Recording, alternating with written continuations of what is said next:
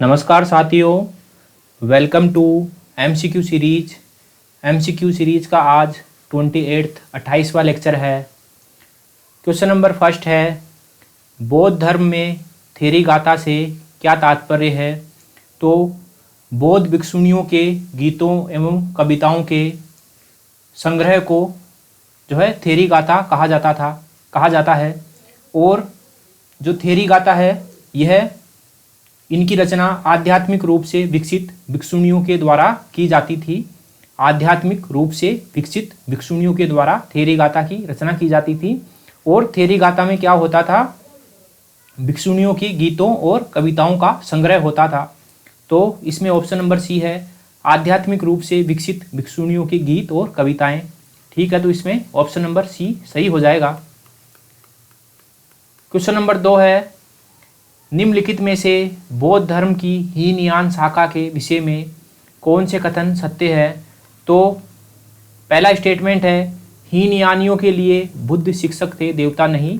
सही स्टेटमेंट है कि हीनयानी जो बुद्ध है उनको अपना शिक्षक मानते थे, ना कि जो है भगवान का कोई रूप या भगवान। तो पहला स्टेटमेंट सही है। दूसरा है, हीनयान मुक्ति के लिए स्वयं के प्रयत्नों पर बल देता है कि हीनयान का मानना था कि अगर व्यक्ति को मुक्ति चाहिए तो उसको स्वयं प्रयास करना होगा, दूसरों के प्रयास से जो है व्यक्ति मुक्ति नहीं पा सकता है। तो दूसरा स्टेटमेंट भी सही है। तीसरा है, हीनयानियों का दृष्टिकोण सांसारिक एवं भौतिकवादी है, जो कि गलत स्टेटमेंट है। हीनयानी जो है संसार के दुख के बारे में बात करते हैं कि उनका मानना है कि जो ये संसार है यह दुखमयी है, इसलिए ये कहना कि उनका दृष्टिकोण सांसारिक एवं भौतिकवादी है, ये एक गलत स्टेटमेंट हो जाएगा। चौथा स्टेटमेंट है, हीनयान बौद्ध मत का साहित्य पाली भाषा में है, जो कि सही स्टेटमेंट है कि जो हीनयान का जो साहित्य है वह पाली भाषा में लिखा गया है, जो कि सही स्टेटमेंट है। तो इसमें सही हो जाएगा 1, 2 और 4, और हमको सही स्टेटमेंट ही चूज करना है। तो इसमें सी ऑप्शन सही हो जाएगा, 1, 2 और 4। क्वेश्चन नंबर 3 है, मौर्य काल की श्रेणियों के विषय में निम्नलिखित में से कौन सा कथन सत्य नहीं है? तो हमको गलत स्टेटमेंट इसमें चूज करनी है। ऑप्शन नंबर ए है, इस काल में शिल्पी श्रेणियों में संगठित होकर उत्पादन करते थे, जो कि सही स्टेटमेंट है। जो शिल्पी होते थे वह संगठित श्रेणियों में संगठित होकर जो है उत्पादन करते थे, प्रोडक्शन करते थे। ऑप्शन नंबर बी है, श्रेणियों का अपना न्यायालय होता था, जो कि सही स्टेटमेंट है। तीसरा है, सी ऑप्शन है, राज्य द्वारा श्रेणियों का पंजीकरण किया जाता था, जो कि सही स्टेटमेंट है।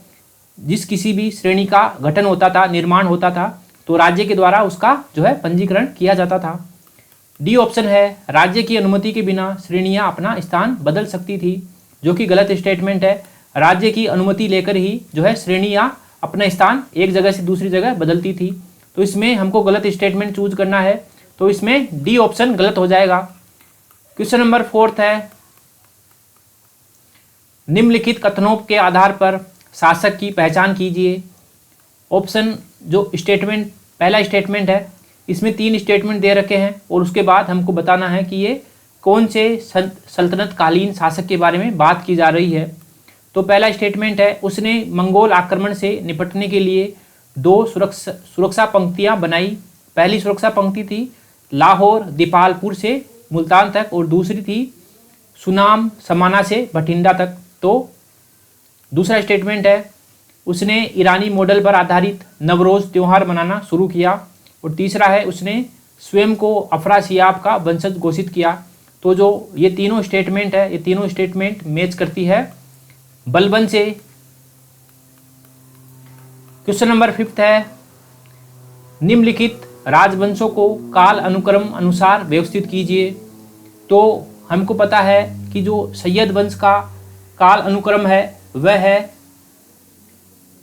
1414 से 1414 से 1414 से 1451 1451 1414 से 1451। लोधी वंश का टाइम पीरियड है 1451 से 1526, 1451 से 1526। खिलजी वंश का टाइम पीरियड है 1290 से 1320, 1290 से 1320। और तुगलक वंश का टाइम पीरियड है 1320 से 1413। तो इसमें सही काल अनुक्रम आ जाएगा। सबसे पहले आएगा खिलजी वंश, फिर आएगा तुगलक वंश, फिर आएगा सैयद वंश और फिर आएगा लोधी वंश। 3 4 1 2। तो इसमें बी ऑप्शन सही हो जाएगा। क्वेश्चन नंबर 6 है, निम्नलिखित को सुमेलित कीजिए। एक तरफ दे रखी है रचना और एक तरफ दे रखे हैं उनके लेखकों के नाम। तो ए है मान कौतूहल। मान कौतूहल, तो हमको पता है कि मान कौतूहल की रचना की थी राजा मान सिंह ने। राजा मान सिंह ने मान कौतूहल की रचना की थी। फिर बी है संगीत राज। तो संगीत राज की रचना की थी महाराणा कुंभा। 4 सही हो जाएगा। सी संगीत रत्नाकर।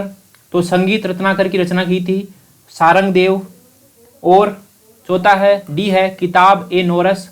तो किताब ए नोरस की रचना की थी इब्राहिम आदिल शाह द्वितीय ने।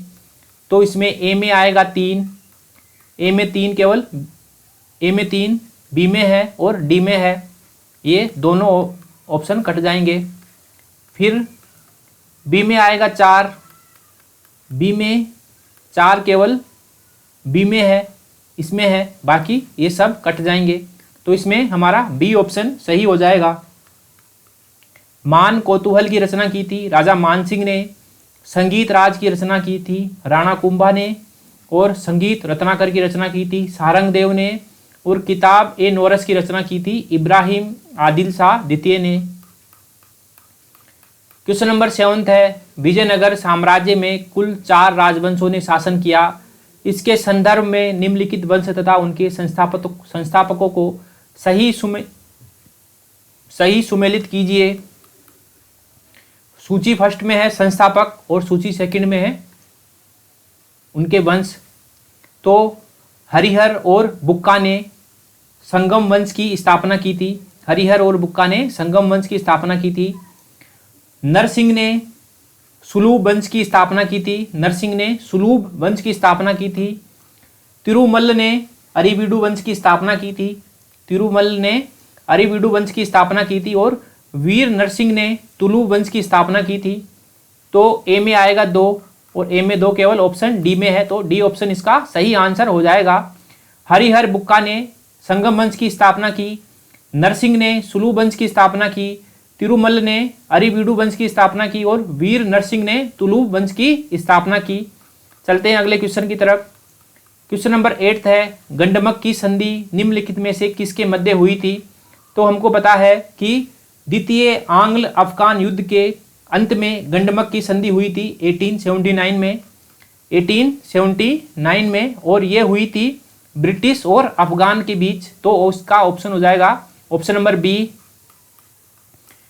क्वेश्चन नंबर 9 है, निम्नलिखित में से कौन से कथन सही है। पहला स्टेटमेंट है मद्रास महाजन सभा की स्थापना 1884 में एम वी राघवाचारी, जी सुब्रमण्यम अय्यर और आनंद चार्लू ने की थी, जो कि सही स्टेटमेंट है। दूसरा है ईस्ट इंडिया एसोसिएशन की स्थापना एम जी रानाडे ने पेरिस में की थी, जो कि गलत स्टेटमेंट है। ईस्ट इंडिया एसोसिएशन की स्थापना 1866 में दादा भाई नौरोजी ने की थी लंदन में। नौरोजी ने लंदन में की थी 1866 में ईस्ट इंडिया एसोसिएशन की स्थापना। तो इसमें सही स्टेटमेंट चूज करना है। तो इसका ऑप्शन नंबर ए सही हो जाएगा। क्वेश्चन नंबर 10 है, इंडियन नेशनल यूनियन को भारतीय राष्ट्रीय कांग्रेस नाम निम्नलिखित में से किसके द्वारा दिया गया था। तो दादा भाई नौरोजी के द्वारा इंडियन नेशनल यूनियन को भारतीय राष्ट्रीय कांग्रेस नाम दिया गया था। ऑप्शन नंबर बी इसमें सही हो जाएगा। ठीक है साथियों, MCQ सीरीज़ का लेक्चर नंबर 28 यहीं समाप्त होता है। मिलते हैं अगले लेक्चर में, तब तक के लिए थैंक यू वेरी मच।